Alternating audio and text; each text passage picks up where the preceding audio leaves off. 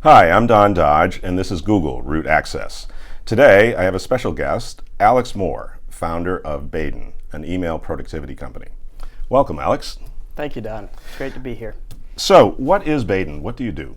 So we build a suite of productivity tools that help the most heavy email users manage a lot of messages, schedule things from inside their email, and just basically keep on top of their email.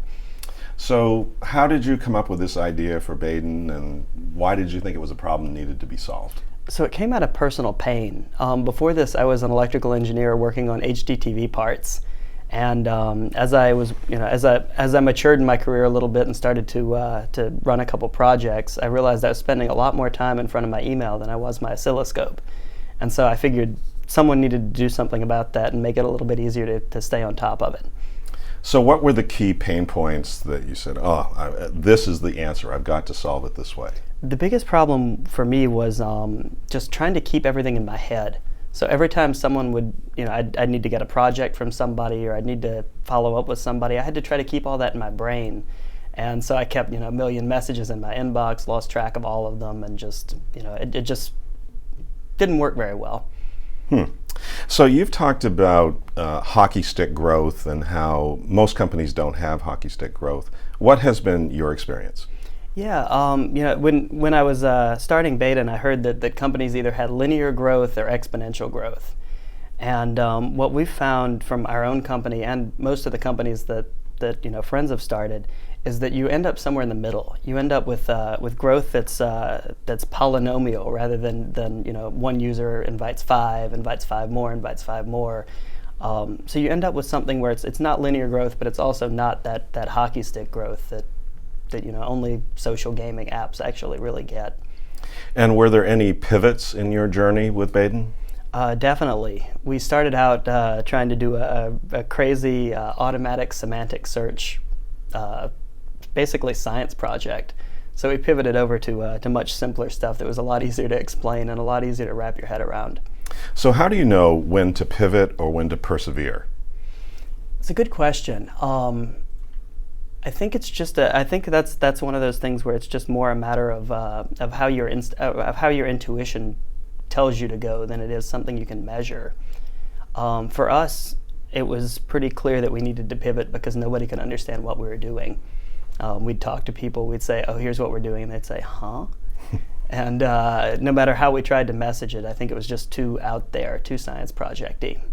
So let's talk about messaging, the channels that you use to get your message out, and how do you choose which channel is working or test messaging across channels? For figuring out which ones to try, for us it's been really counterintuitive. Things that we thought would work really well haven't.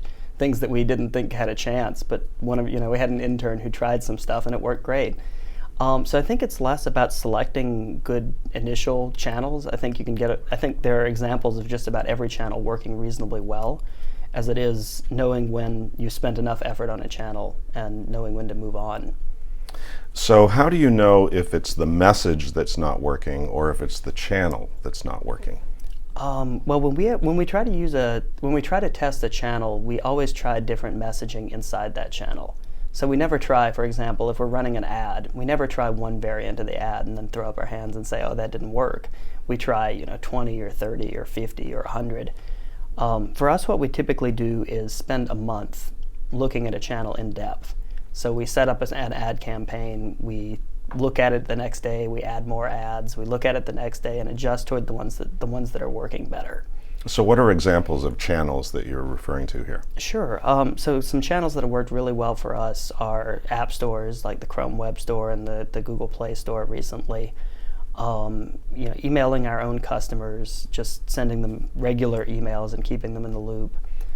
Content marketing. So, for example, we put together a couple of infographics that did pretty well, and then lately we've been working on SEO landing pages to try to pick off people who are looking for things like what we do.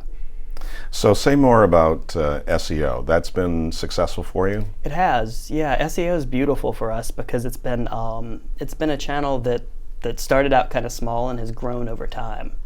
So at this point, those landing pages account for about 20% of our traffic. But when they started out, it was just a handful of of hits a day. You mentioned the Chrome Web Store as one of your channels. Tell us about that. What was your experience there? Yeah, so we were one of the earlier companies, or one of the early products to get into the Chrome Web Store back in, I think, 2011. And we added our extension to the Web Store, and got it featured featured. So it was one of the things that came up when you went to the Chrome Web Store. And we found that delivered us some really high quality traffic, because the people going to the Chrome Web Store are looking to find a solution to a problem they have. And they're looking to install something to help them with something. And so when they found us, they tended to stick. And it's been really good going forward, even after being featured. We continue to get traffic from there even to this day. Are there tricks or approaches to, like, the Chrome Web Store in the copy or the way that you present the product that work?